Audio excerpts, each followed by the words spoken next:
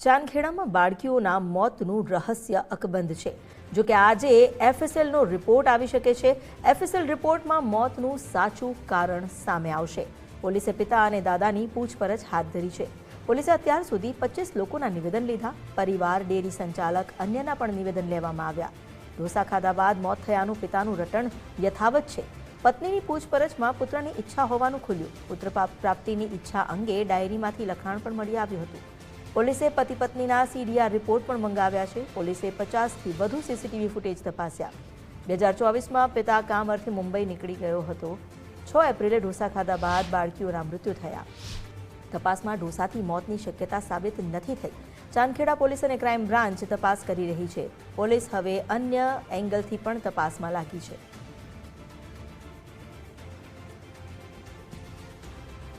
અમારી સાથે જોડાયા છે સંવાદદાતા અર્પિત દરજી. અર્પિત, ચાંદખેડામાં જે બાળકીઓના મૃત્યુ થયા છે, આ બંને બાળકીના મૃત્યુને લઈને હવે કોયડો વધુ ગૂંચવાયો છે, પરંતુ અહીં સ્પષ્ટતા ત્યારે આવશે જ્યારે એફએસએલનો રિપોર્ટ આવશે, મોતનું સાચું કારણ પણ સામે આવશે.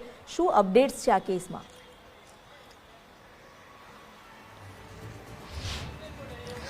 અત્યાર સુધીની અપડેટની વાત કરીએ તો પોલીસ માટે સૌથી મહત્વની કડી સાબિત થઈ શકે તો એ છે એફએસએલનો રિપોર્ટ. એટલે ફોરેન્સિક તપાસમાં જે સામે આવે એ રિપોર્ટના આધારે પોલીસ હવે આગળ કામગીરી કરવાની છે, આગળની કાર્યવાહી હાથ ધરવામાં આવશે. કેમ કે અત્યાર સુધી લગભગ 25થી વધારે લોકોના નિવેદન લેવામાં આવી ચૂક્યા છે, જેમાં માતા પિતા, મૃતક બાળકી હતી એના માતા પિતા છે, ઉપરાંત એના દાદા દાદી છે, આ સિવાય પરિવારના અન્ય સભ્યો છે, આ સાથે સાથે આસપાસમાં રહેતા પડોશીઓ હોય અથવા તો અન્ય સંબંધીઓ હોય બંને બાળકીના જે મૃતક બાળકી છે.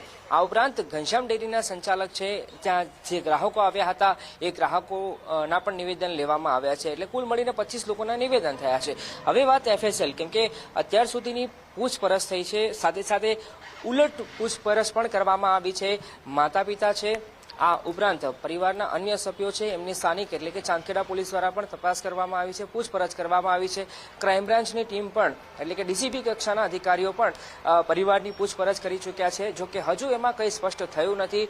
પરિવારના જેટલા લોકોના નિવેદન લેવામાં આવ્યા છે એમને એકમાત્ર રટણ રટવામાં આવી રહ્યું છે. એકમાત્ર બાબત એમના દ્વારા કહેવામાં આવી રહી છે કે ઢોસા ખાધા બાદ આખો ઘટનાક્રમ સર્જાયો હતો. એટલે કે ઘટનાક્રમની વાત કરીએ તો 1 તારીખે મૃતક બાળકી હતા, એના પિતા વિમલભાઈ ઘનશ્યામ ડેરીમાં ખીરું લેવા ગયા હતા. ખીરું ઘરે લાવ્યા, ખીરામાંથી એમને ઢોસા બનાવ્યા. ઢોસા બનાવ્યા પછી એમના પરિવારના સભ્ય બીમાર પડ્યા અને 3 તારીખે એમની જે સૌથી નાની બાળકી હતી એ ફીડિંગના કારણે મોત થયું અને 4 તારીખે 3 મહિનાની જે બાળકી હતી, મિષ્ટી નામ હતું, એનું મોત થયું. અને એ મોત થયા પછી અકસ્માતે મોતનો ગુનો ચાંદખેડા પોલીસ સ્ટેશનમાં દાખલ કરવામાં આવ્યો.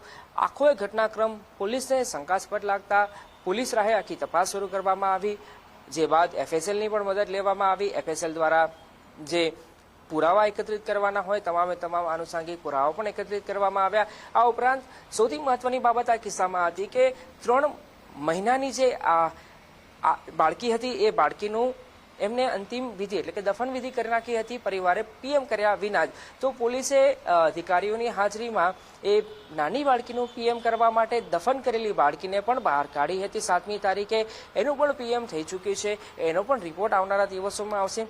સાથે સાથે બીજી તરફ એના માતા પિતા હતા એટલે કે વિમલભાઈ અને ભાવનાબેન, બંને મૃત બાળકીના માતા પિતા હતા. એમના બ્લડ સેમ્પલ પણ ખાનગી હોસ્પિટલમાં લેવામાં આવ્યા હતા અને એ તપાસતા એમાં વાંધાજનક કેમિકલ એટલે કે ઝેરી પ્રકારના કેમિકલ પણ મળી આવ્યા હતા. આ તમામ બાબતો, આ તમામ એંગલ, આ તમામ આસ્પેક્ટ પછી હજુ પણ આ મામલો અકબંધ છે, હજુ પણ જટિલ મામલો બન્યો છે. હજુ સુધી કોઈ સ્પષ્ટ રીઝન સામે નથી આવ્યું, પરંતુ એક બાબત સ્પષ્ટ થઈ ચૂકી છે કે ખીરા ખાધા પછી આ બંને બાળકીના મોત થયા હોય એ પ્રકારની સચોટ માહિતી, હજુ આનુષંગિક પુરાવા એ બાબતને સત્ય ઠેરવી એ પ્રકારની બાબત હજુ સુધી સામે નથી આવી.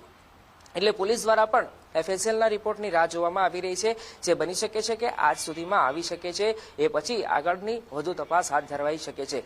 આ સિવાય પોલીસને એક સૌથી મહત્વની કડી મળી હોય તો એ માતાની ડાયરી મળી છે. એ માતાની ડાયરીમાં પણ એમને પરિવારને પુત્ર પ્રાપ્તિની ઈચ્છા હોવાની બાબત પણ સામે આવી ચૂકી છે. એટલે બંને બાળકી થયા હોવાની બાબત પરિવારને ખટકતી હતી અથવા તો એ વાંધાજનક બાબત લાગતી હતી. એ એંગલ પણ પોલીસ દ્વારા તપાસવામાં આવી રહી છે. સાથે સાથે બંને પરિવારના જેટલા માતા પિતા છે એ માતા પિતાની પણ ક્રાઇમ બ્રાન્ચ દ્વારા પૂછપરછ કરવામાં આવી. એક કરતાં વધારે વાર પરિવારના તમામ સભ્યોની પૂછપરછ થઈ ચૂકી છે, પણ એક જ રટણ રટવામાં આવી રહ્યું છે અને એક જ વાત એમના દ્વારા કહેવામાં આવી રહી છે કે ઢોસા ખાધા પછી જ અથવા તો ઢોસાના કારણે મોત થયો હોવાનો દાવો એમના પરિવારજનો દ્વારા કરવામાં આવી રહ્યો છે. પરંતુ પોલીસને આ બાબતમાં દમ નથી લાગતો, તથ્યો એટલું નથી લાગતું, આનુષાંગિક પુરાવાના એ બાબત એ દિશામાં નથી મળી રહ્યા. એટલે પોલીસ દ્વારા હવે શંકાસ્પદ જેટલા એંગલો છે એ એંગલોને સાથે રાખીને પૂછપરછ કરવામાં આવી રહી છે, તપાસ કરવામાં આવી રહી છે. અને બની શકે છે કે આજે FSLનો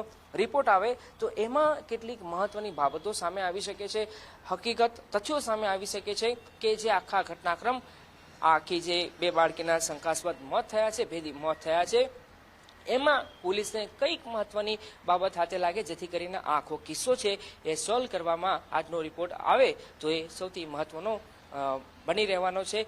આખા ગુનામાં ડિટેક્શન અથવા તો આખા ઘટનાક્રમમાં આ દુર્ઘટના બની હતી એમાં ડિટેક્શનમાં એક મહત્વની કડી પોલીસ માટે બની રહે એવી પૂરેપૂરી શક્યતાઓ હાલ જોવા મળી રહી છે. પણ હાલની વાત કરીએ તો આખો મામલો દિવસે ને દિવસે વધુ જટિલ બની રહ્યો છે, કેમ કે અત્યાર સુધી જ્યારે પોલીસના હાથમાં આવ્યો ત્યારે લગભગ એક અઠવાડિયાથી વધારાનો સમય થઈ ગયો છે, કેમ કે મામલો આખો સેન્સિટિવ છે. પરિવારના સભ્યો પણ બે બાળકી ગુમાવવાના કારણે આઘાતમાં સરી પડ્યા છે. આ ઉપરાંત જે પરિવારના બે સભ્યો ઓસ્ટ્રેલિયા રહેતા હતા એમનો પણ પોલીસે સંપર્ક કર્યો છે, એમના પણ નિવેદન લેવામાં આવ્યા છે.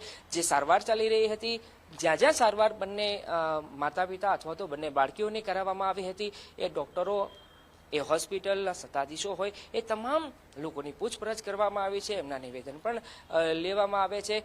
આ સાથે સાથે માતાની પૂછપરછની વાત કરીએ તો માતાની પૂછપરછ એટલા માટે એટલી સઘન નથી બની કેમ કે માતા હજુ પણ હોસ્પિટલમાં સારવાર માટે દાખલ હતી. એટલે જેટલી પૂછપરછ, જેટલી તપાસ એના અન્ય પરિવારના સભ્યોની થઈ છે એટલી માતાની નથી થઈ શકી, એ પ્રકારની બાબત પણ સામે આવી છે. એટલે કે બની શકે છે આજે અથવા તો આવતીકાલ સુધીમાં માતાની પણ ઊંડાણપૂર્વક પૂછપરછ કરવામાં આવી શકે છે, જેમાં અન્ય કેટલીક બાબતો સામે આવે તો પણ નવાઈ નહીં. જી, આભાર આપનો જાણકારી આપવા